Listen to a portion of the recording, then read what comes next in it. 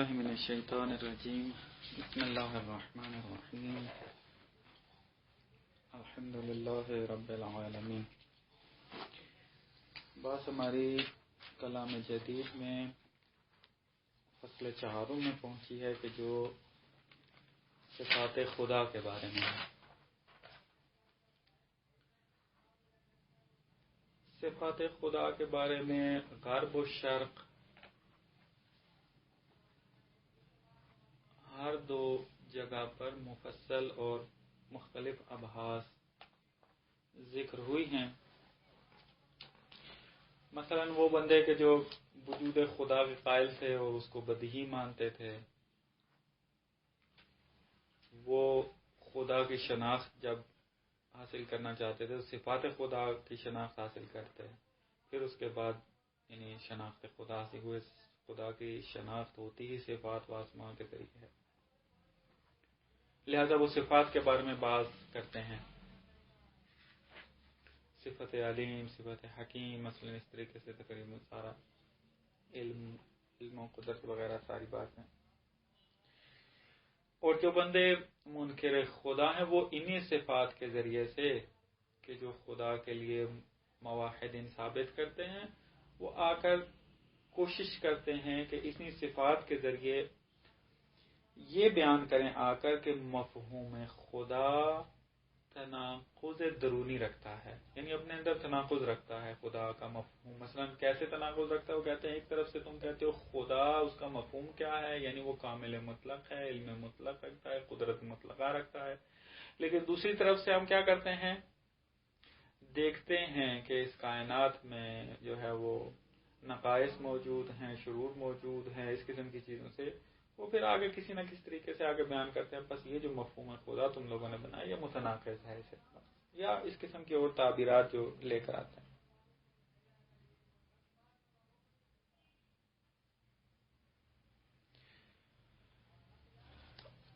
اساسی طور پر جو پہلی بات صفات خدا کے اندر مطرح ہے وہ یہ ہے کہ آیا خداوند متعال صفات رکھتا ہے یا رکھ سکتا ہے یا نہیں؟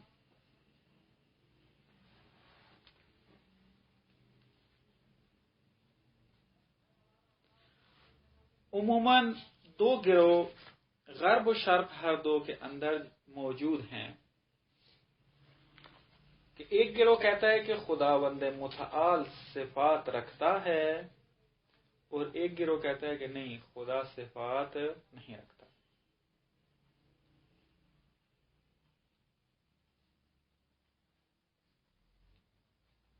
مثلا افلاطون، ایک افلاطون ہے، وہ نہیں افلاطون،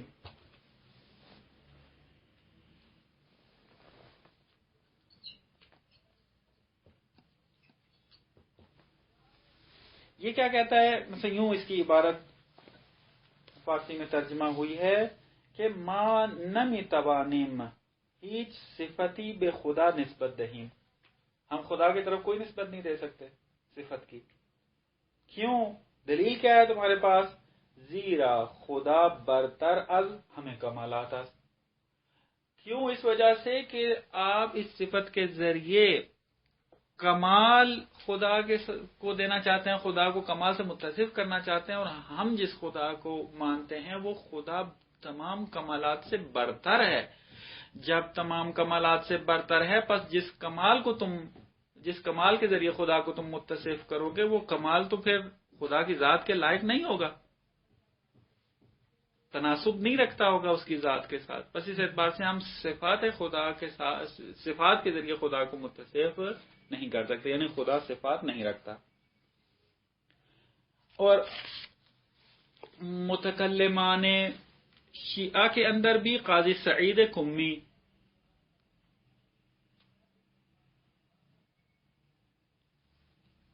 کہ جنہوں نے توحید صدوق کی شرح لکھی ہے 3 جلدوں میں، بہت ضخیم اور موٹی موٹی جلدیں ہیں تینوں، شیخ صدوق کی جو ایک کتاب ہے التوحید اس کی شرح کی ہے 3 جلدوں کے اندر، اس کے مصنف، اور دوسرے ملا رجب علی تبریزی، یہ بھی قائل ہیں کہ ہم خدا کو صفات سے متصف نہیں کر سکتے.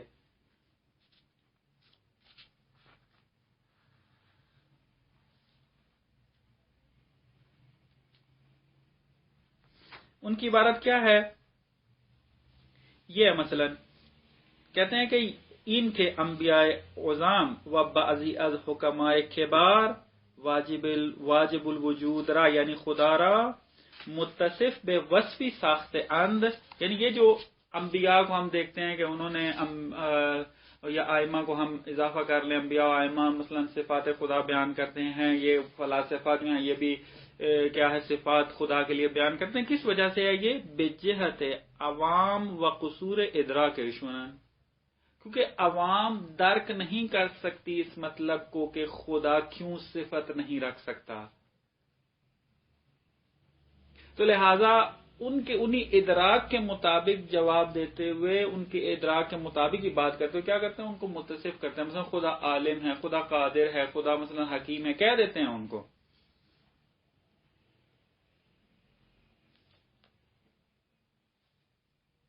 لیکن ایسا نہ ان کے در واقع واجب الوجود متصف بے وصفی از اوصاف میتوان بود. لیکن اس کا مطلب یہ نہیں کہ حقیقت میں خدا جو ہے ان اوصاف سے ہم متصف اس کو کر سکتے ہیں. تو پھر خدا نے خود بھی تو قرآن میں کہا ہے کہ میں قادر ہوں، وہ بات آ جائے گی. وہ ایسے ہے، آپ نے نہیں معلوم عقائد امامیہ کے اندر یہ بات موجود ہے، پڑھی ہوگی وہ بھی. تقریباً ہم عقائد علامہ مظفر کو بھی اس نظریے کے اندر ہم شامل کر سکتے ہیں کہ شیخ مظفر رحمۃ اللہ علیہ بھی عقائد امامیہ کے اندر اسی نظریے کے قائل ہیں کہ ہم خدا کو صفات کے ساتھ متصف نہیں کر سکتے.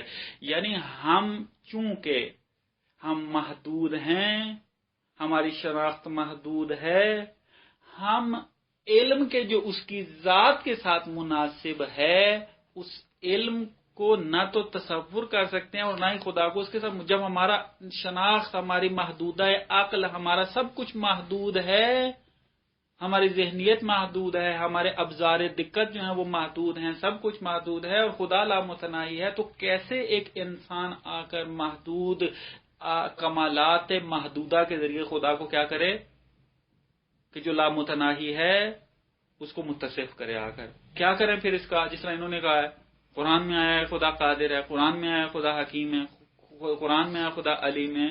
کیا معنی کرے؟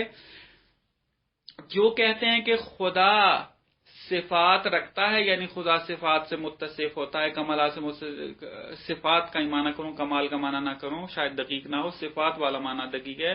صفات کے ساتھ ہم متصف نہیں کر سکتے ہیں. ہم کیا کرتے ہیں؟ ہم اس علیم، قدیر، حکیم اس کا معنی کرتے ہیں. ٹھیک ہے، اس کا معنی کرنے کے بعد کہتے ہیں خدا اس معنی میں علیم ہے، خدا اس معنی میں قدیر ہے. یہ بزرگواران کیا کہتے ہیں؟ کہتے ہیں ہم یہ کام نہیں کر سکتے. ہم کیسے کہہ سکتے ہیں کہ خدا اس معنی میں جو ہے وہ علیم ہے، اس معنی میں قدیر ہے؟ کیونکہ ہم نہیں اس کمال کے جو لامتناہی ہے اس کو درک کرتے اور کر سکتے اور پھر اس کو متصف کریں. کیا کہیں؟ ہم کہیں گے اللہ قادرون. کیا معنی اس کا؟ لیس بعاجز. ہم فقط اتنا سمجھتے ہیں کہ خدا عاجز نہیں ہے، لیکن قادر ہونے کا کیا معنی ہے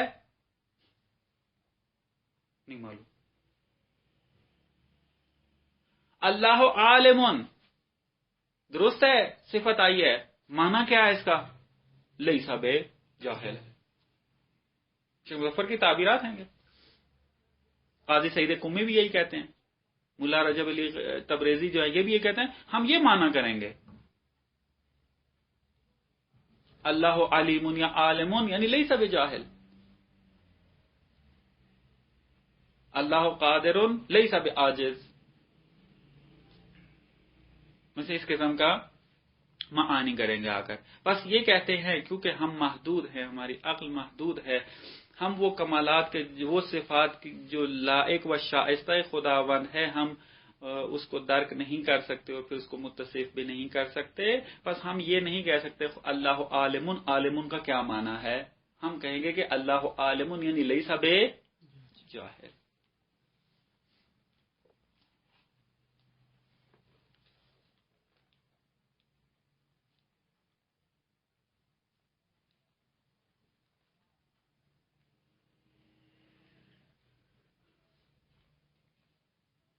اس کو الہیات سلبی کے نام سے بھی یاد کیا جاتا ہے۔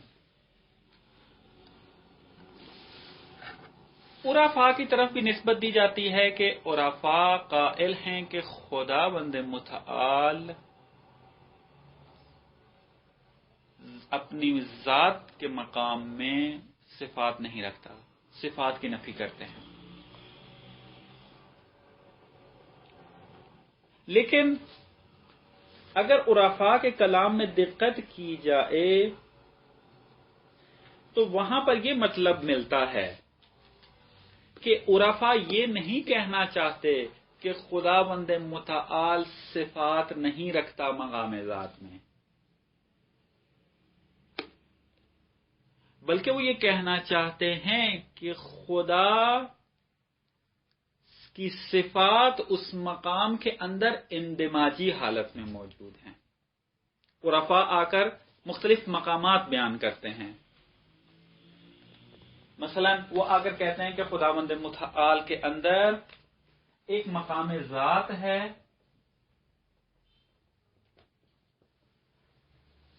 ایک مرتبہ جو ہے وہ کیا ہے، مرتبہ احادیت ہے، ایک مرتبہ کیا ہے، واحدیت ہے۔ قل هو اللہ احد اللہ الواحد، مثلا یوں آ کر واحد کی تعبیر بھی آئی ہے اور احد کی تعبیر بھی آئی ہے۔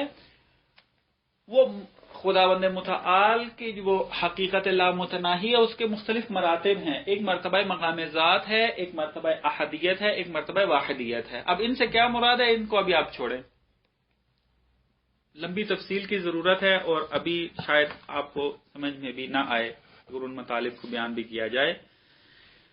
لیکن فقط یہ کہ عرفاء کا کیا نظریہ ہے صفات خدا کے بارے میں، ان کو تبیین کرنے کی کوشش کرتا ہوں۔ وہ یہ کہ عرفاء یہ کہتے ہیں کہ یہ مقام ذات منطقہ ممنوع ہے،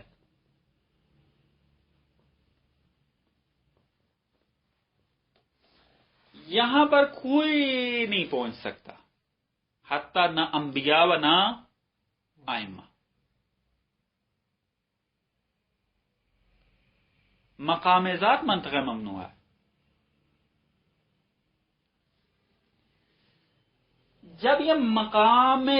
جب خداوند متعال مقام ذات سے ظہور کرتا ہے مقام احدیت کے اندر، یہ جب مرتبہ بنتا ہے احدیت کا، اب یہ کیسے بنتا ہے عرفاء نے مفصل بات کی ہوئی ہے۔ احدیت کے مرتبے میں جب آتا ہے تو یہاں سے پھر کیا ہے، یہ جو اولیاء شامخ ہیں، انبیاء و ائمہ ہیں، ان کے اندر صلاحیت موجود ہوتی ہے کہ وہ کیا ہے، اس مرتبہ احدیت تک آتے ہیں اور یہاں پر آ کے خدا، یعنی آپ یہ کہیں کہ انبیاء اولیاء و ائمہ کا جو انتہائی معرفت ہے وہ کہاں تک ہے، احدیت۔ ان کے علاوہ جو ہے وہ حتی یہاں مرتبہ احدیت تک بھی نہیں آتے، لیکن یہ ان کی دسترس کہاں تک ہے، مرتبہ احدیت تک ہے۔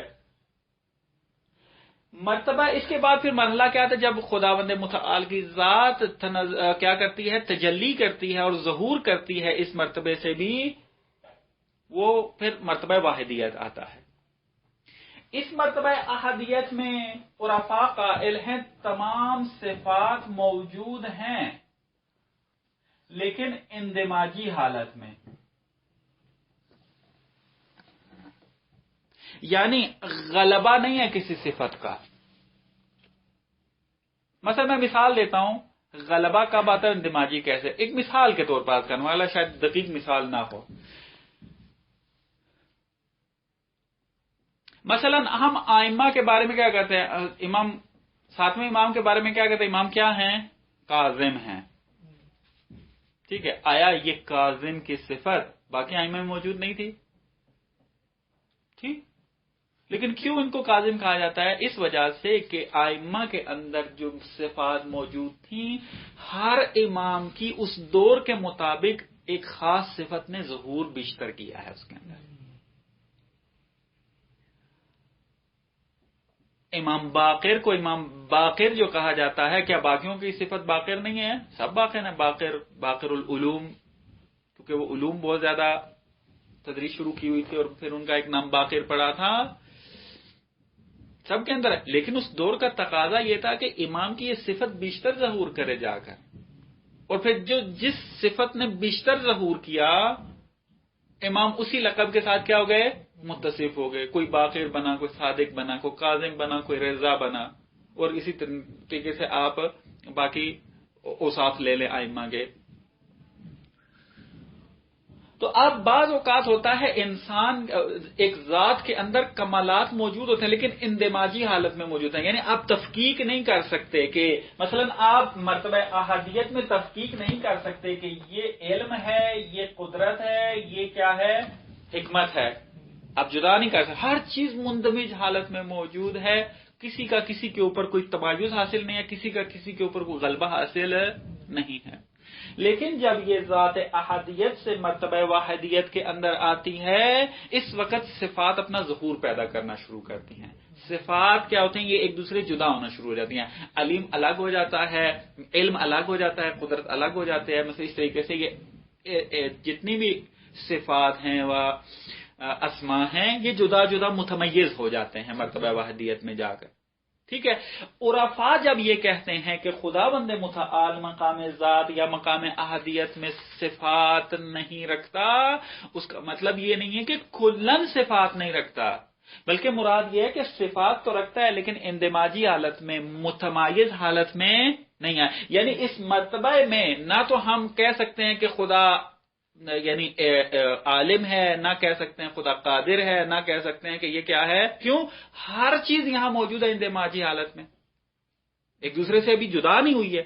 جدا ہوگی تو آپ کہیں گے کہ یہ عالم ہے، یہ قادر ہے. مثلا آپ الگ الگ نام لیں گے اس کے، جو جدائی سے پہلے آپ یہ کام نہیں کر سکتے. بس عرفاء کی طرف جو نسبت دی جاتی ہے کہ وہ صفات کی نفی کے قائل ہے، وہ اس معنی میں نفی کے قائل ہیں، نہ کہ کلن صفات نہیں رکھتے، جس میں کہ بعض دوسرے بزرگان آ کر اس کو بیان کرتے ہیں. مثلا ملا صدرہ کی یہاں پر انہوں نے تعبیر لے کر آئے ہیں، اسے کہتے ہیں فی ھذہ المرتبہ، یعنی مرتبہ واحدیت کے اندر تتمیز الصفۃ عن الذات، یہاں پر صفت ذات سے جدا ہوتی ہے. وتتمیز الصفات بعضها عن بعض، اور پھر بعض صفات ہیں کہ جو ایک دوسرے سے متمایز ہوتی ہیں. علم قدرت سے جدا ہو جاتا ہے، قدرت جو ہے وہ حکمت سے جدا ہو جاتا ہے. اس طریقے سے یہ تمیز پیدا کرنا شروع کر دیتے ہیں. بس پہلی بات کیا تھی، خداوند متعال صفات رکھتا ہے یا نہیں رکھتا. ایک گروہ کہتا ہے کہ صفات نہیں رکھتا، ان کی اپنی ادلہ موجود ہیں، وہ آپ علم کلام کے اندر پڑھیں گے اور موقع ملا تو مفصل جو ہے اس کی طرف اشارہ ہوگا بھی کہ کس معنی میں ہے وہ صفات نہ رکھنا، اور ایک تھوڑا سا تذکر دیا بھی ہے کہ ان کی کیا دلیل ہے کہ وہ کس معنی. بہرحال مطلب اس سے عمیق‌تر ہے کیونکہ یہ بھی بزرگان ہیں، شریعت پڑھے ہوئے تھے، روایات دیکھی ہوئی تھی، سب کچھ تھا، لیکن ان کی اپنی ادلہ ہے جن کی وجہ سے یہ کہتے ہیں کہ خدا صفات نہیں رکھتا. اب صفات رکھنے کا معنی یہ نہیں کہ خدا جو ہے وہ عالم علم کمالات نہیں رکھتا، مثلا علم و قدرت اس سے وہ آری ہے، نا، یہ مراد نہیں ہے ان کی. یعنی خدا ان کمالات سے خالی ہے، ذات جو ہے وہ بالکل ہماری طرح مثلا جب ہم پیدا ہوتے ہیں ناؤز باللہ ایسا قائل نہیں ہے. وہ کہتے ہیں ہم نہیں کہہ سکتے خدا عالم ہے، یعنی عالم کا معنی کریں پھر اس کے اندر، جیسے تذکر دیا آپ کو. قادر کا کیا ہے، ہم زیادہ سے زیادہ یہ کہہ سکتے ہیں خدا عالم ہے یعنی جاہل نہیں ہے، اس سے بالاتر ہم جا نہیں سکتے. دوسری بات جو صفات کے اندر موجود ہے وہ یہ کہ صفات کا اب یہاں پہ مثلا پہلی بات کے اندر آپ آ گئے، آپ نے ادلہ کے ذریعے ثابت کر دیا کہ خداوند متعال جو ہے وہ صفات رکھتا ہے. اب اگلی بات یہ جاتی ہے کہ صفات کا ذات کے ساتھ کیا رابطہ ہے اور آپس میں صفات کا کیا رابطہ ہے. یہ بھی آپ نے علم کلام میں بات پڑھی ہوئی ہے. آیا صفات زائد بر ذات ہیں یا عین ذات ہیں؟ صفات آپس میں عین ذات رکھتی ہیں یا آپس میں ایک دوسرے کا غیر ہیں؟ خداوند متعال کے مورد میں یہ کلام میں آپ نے نظریہ پڑھا ہوا ہے، آپ کے ذہن میں بھی ہوگا کہ اس میں مختلف نظریے موجود ہیں. مثلا معتزلہ، ایک بہت بڑا گروہ معتزلہ کا، امامیہ، متکلمان جتنے بھی ہیں، وہ کیا کہتے ہیں، مسلمان وہ کہتے ہیں کہ صفات خدا عین ذات ہیں. سب کہتے ہیں یا معتزلہ اور بعض متکلمین، فیلسوفان سارے کہتے ہیں، امامی متکلمین، فلاسفہ صاحب تقریباً مسلمان جو ہیں فیلسوف، اور معتزلہ کا ایک بہت بڑا گروہ یہ قائل ہے کہ صفات عین ذات ہیں۔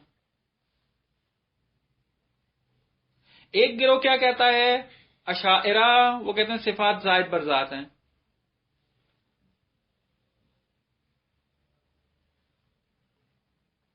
اور باقی کرامیہ اور فلاں فلاں مختلف نظریے ہیں، آپ نے علم کلام میں پڑھا ہے، اس کی طرف اشارہ مہم نہیں ہے۔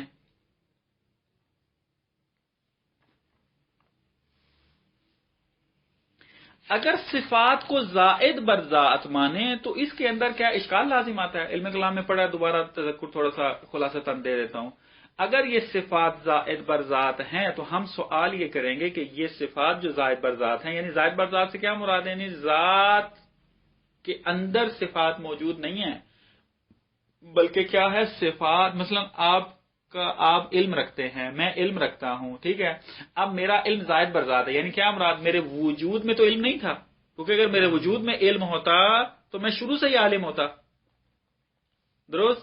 اب چونکہ میرے وجود میں علم نہیں ہے، میری ذات آ جاتی ہے، آنے کے بعد میں علم سے متصف ہوتا ہوں، بس میرا علم زائد بر ذات ہے، درست ہے؟ اگر یہ زائد بر ذات ہے تو ہم پوچھیں گے کہ جب یہ زائد بر ذات ہے تو یہ علم کی صفت جو ہے واجب ہے یا ممکن؟ کیونکہ زائد بر ذات ہے۔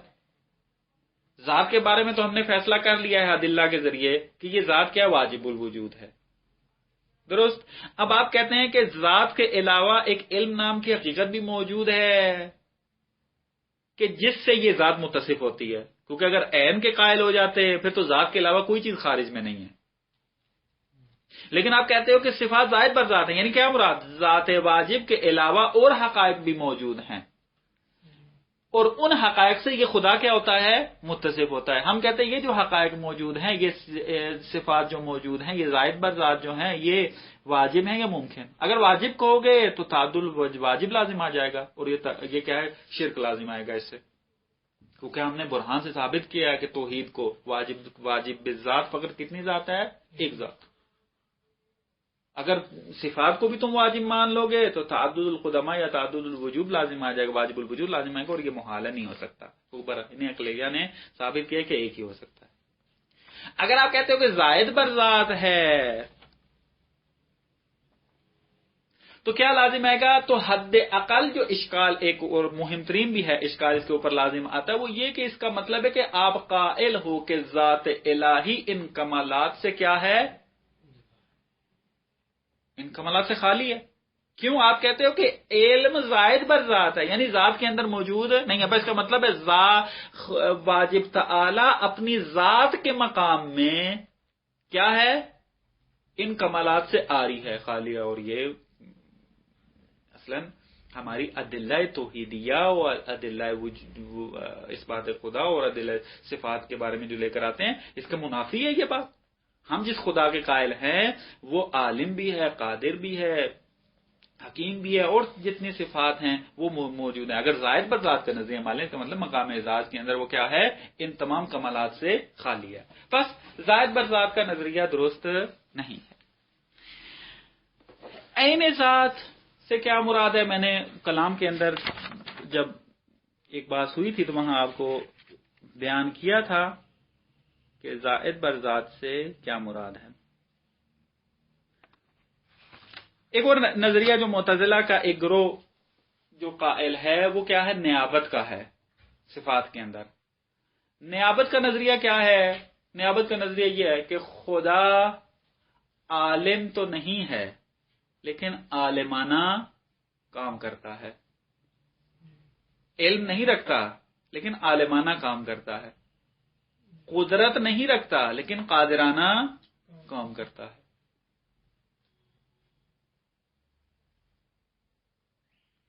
تو لہذا یہ تقریباً نیابت کا نظریہ اس طریقے سے ہے۔ عین ذات ہونے کا نظریہ، عین ہونے سے کیا مراد ہے؟ یہ اس لیے تذکر دے رہا ہوں کیونکہ ایک بزرگوار کی تقریر کی وجہ سے بات تھوڑی جنجالی ہوئی ہے. کلپ آپ نے بھی سنے ہوں گے کہ خدا کی صفات عین ذات ہیں اور آئمہ چونکہ مظہر کامل ہیں خدا کے، تو خدا آئمہ کی بھی صفات کیا ہیں؟ عین ذات ہیں. اور عین ذات کی کیا تفسیر کیا انہوں نے؟ کہ چونکہ آئمہ جب پیدا ہوتے ہیں تو عالم پیدا ہوتے ہیں، بس عین ذات ہیں. میں عینیت کا ملاک بیان کرنا چاہتا ہوں اسی لیے تاکہ معلوم ہو کہ کون سا رکن موجود ہو تو وہ عین ذات بنتا ہے، وہ صفت عین ذات بنتی ہے، والا وہ عین ذات نہیں ہوگی. دو چیزیں عینیت کے اندر آپ نے مد نظر رکھنی ہیں. پہلی چیز جو عینیت کے اندر پائی جاتی ہے وہ یہ کہ جب سے وہ ذات ہو علم اس کے ساتھ ہو، یعنی وجود کے اندر علم ہو، نہ کہ اشاعرہ کی طرح ظاہر بر ذات. اس کے وجود کے اندر یہ کیا ہو؟ علم موجود ہو.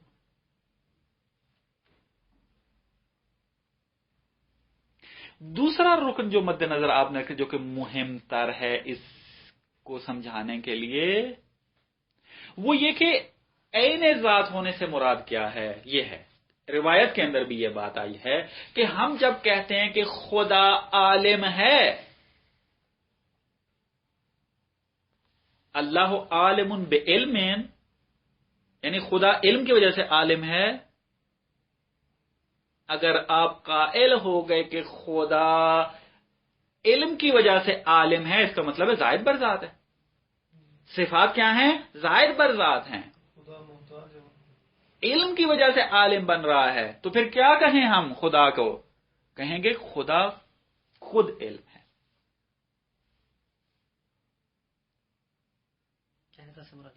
عینیت سے مراد ہے یعنی خود خدا علم ہے، نہ کہ علم کی وجہ سے عالم ہے، خود علم ہے. خدا قادر ہے قدرت کی وجہ سے نہیں، قدرت کلو، خود قدرت ہے. جو ہمارے پاس روایت بھی موجود ہے،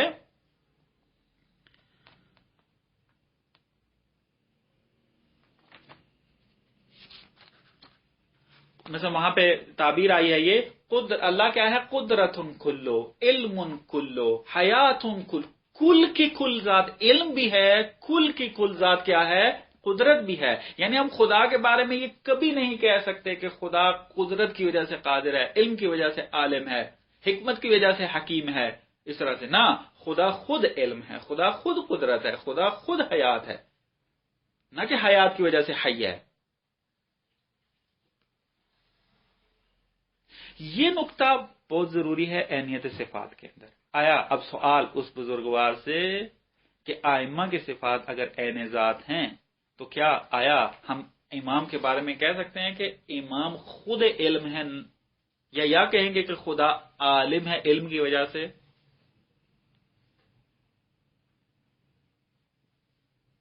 آئمہ علم کی وجہ سے عالم ہے. ان روایات کا پھر ہم کیا کریں گے جس میں مولا علی نے یہ کہا ہے کہ جب پیغمبر معراج پہ گئے تھے تو مجھے 1000 باب تعلیم دیا اور اس 1000 باب سے میں نے کیا ہر باب سے 1000 باب کھولے ہیں. اس کا مطلب ہے کہ علم ملا ہے پیغمبر سے تو یہ اگلی معرفتیں امام کو حاصل ہوئی. پس آئمہ و انبیاء علم کی وجہ سے عالم بنتے ہیں،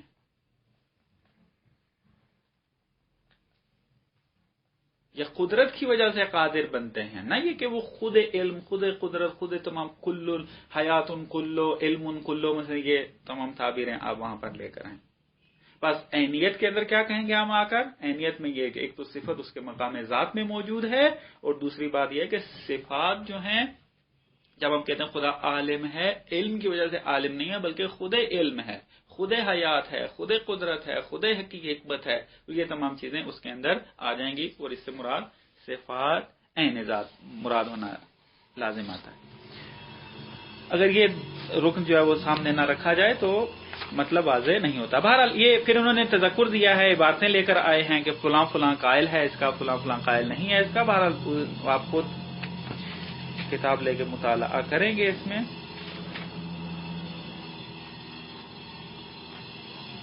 ایک بات یہ موجود تھی کہ جو اشارہ کر دی ہے. آخری بات جو آج کے درس میں عرض کرنی ہے وہ یہ کہ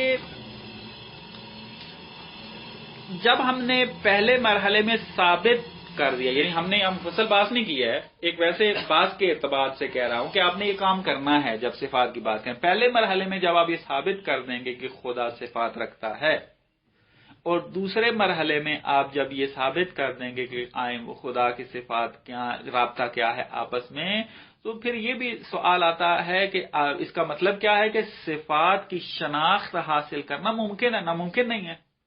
کیونکہ اگر آپ کہیں کہ صفات کی شناخت ممکن نہیں ہے تو آپ کیا پہلے گروہ میں چلے جائیں گے. کیا کہتے تھے وہ؟ صفات، خدا صفات نہیں رکھتا. بس اگر آپ قائل ہیں کہ خدا صفات رکھتا ہے تو اس کا مطلب ہے کہ آپ قائل ہیں اس بات کے کہ صفات خدا کی شناخت حاصل کرنا کیا ہے؟ ممکن ہے. ہاں، اس تذکر کے ساتھ کہ ہم اپنے محدودہ میں رہ کر خدا کی شناخت حاصل کرنے کی کوشش کریں گے، مدد لیں گے قرآن سے بھی اور ائمہ سے بھی، روایات سے بھی اور قرآن سے بھی. اس کے ذریعے، اس نے جس تعلیمات کے ذریعے ہمیں شناخت صفات دیے، ہم ان کے ذریعے کیا کریں گے؟ صفات خدا کو حاصل کریں گے. مثلا قرآن کے اندر آیا ہے سبحان اللہ عما یصفون، خدا منزہ ہے ان چیزوں سے کہ جن چیزوں کے ذریعے وہ متصف کرتے ہیں خدا کو. الا عباد اللہ المخلصون، لیکن میری صفات کون بیان کر سکتے ہیں؟ عباد مخلص، نہ مخلص. فرق ہے قرآن کے اندر مخلص اور مخلص میں. اس کا ایڈریس کیا ہے؟ یہ صافات کی 159 اور 60 نمبر آیت ہے.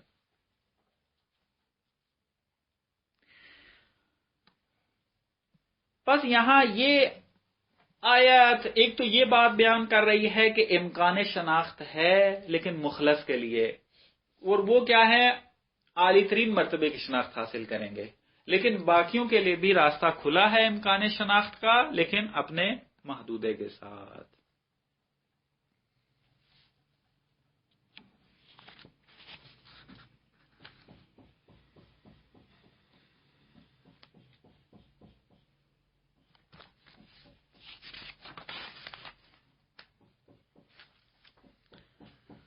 تقریباً یہی باتیں کچھ مقدماتی ابھی ہیں، ایک دو اور باتیں مقدماتی جو انہوں نے عرض کی ہیں صفات کے اندر، وہ انشاءاللہ پھر بعد میں کریں گے. صلی اللہ علی محمد و آلہ محمد.